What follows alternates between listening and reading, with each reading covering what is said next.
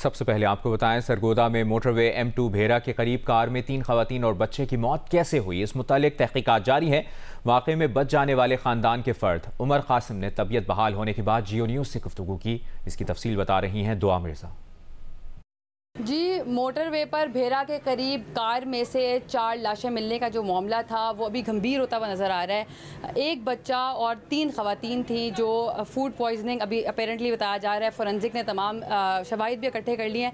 मेरे साथ उमर मौजूद हैं जो कि उस वक्त कार ड्राइव कर रहे थे, उसके बाद नींद बेहोशी में चले गए। अब इनका बहुत शुक्रिया कि इस वक्त बात कर रहे हैं। सर, आप थोड़ा सा क्लियर करेंगे कि ऐसा क्या हुआ कि सबकी जान ही चली गई?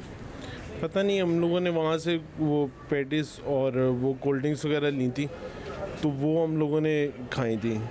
तो उसके बाद खानका डोगरा से हम लोग निकले हैं। वो भतीजा था, उसकी तबीयत थोड़ी सी ख़राब थी, लेकिन वो डॉक्टर को हमने चेक करवाया था, हमें था कि शायद ये बेहोश हो गया, लेकिन डॉक्टर ने कहा था नॉर्मल है।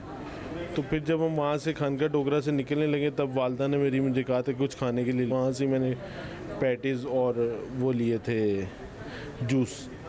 तो उसके बाद हम लोग वहाँ से निकले हैं, बड़े सही तरीके से निकले हैं। खानका डोगरा से मैंने पेट्रोल डलवाया है, वहाँ से हम मोटरवे पे चढ़े हैं। सालम के करीब मैंने वालदा को पूछा भी हम रुक जाते हैं थोड़ी देर इधर, क्या तबीयत ख़राब होना शुरू हो गई? नहीं, तबीयत उनकी ठीक थी, सारों की तबीयत ठीक थी। वालदा ने वाज़ेह तौर पे सबको पूछा था, बहन को भी पूछा था, भाभी को भी पूछा था कि ठीक हो, उन्होंने कहा था अब हम ठीक हैं।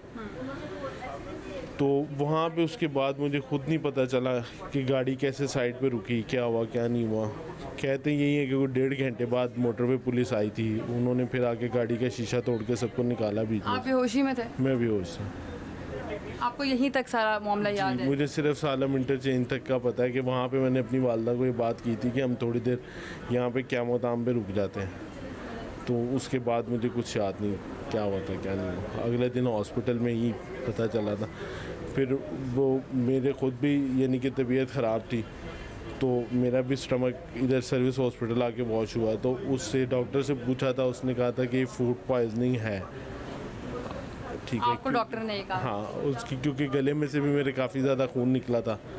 ठीक है, तो उसने कहा था इसमें पॉइजनिंग 100% है ही है। ये पॉइज़न आपको कहीं ना कहीं से आपके अंदर गया है, जिसकी वजह से ये सारा हुआ। बहुत अफसोसनाक वाक़या है। उनके घर में तो क़यामत बरपा है। वालदा, फिर भाभी और फिर एक छोटा सा 3 साल का बच्चा, और जो बहन की थी उसकी शादी है 3 माह बाद। तो अभी तक तो ये वेट कर रहे हैं कि फोरेंसिक रिपोर्ट्स आएँ और पुलिस की जो रिपोर्ट है वो आए, ताकि उसके बाद कार्रवाई का आगाज़ किया जा सके।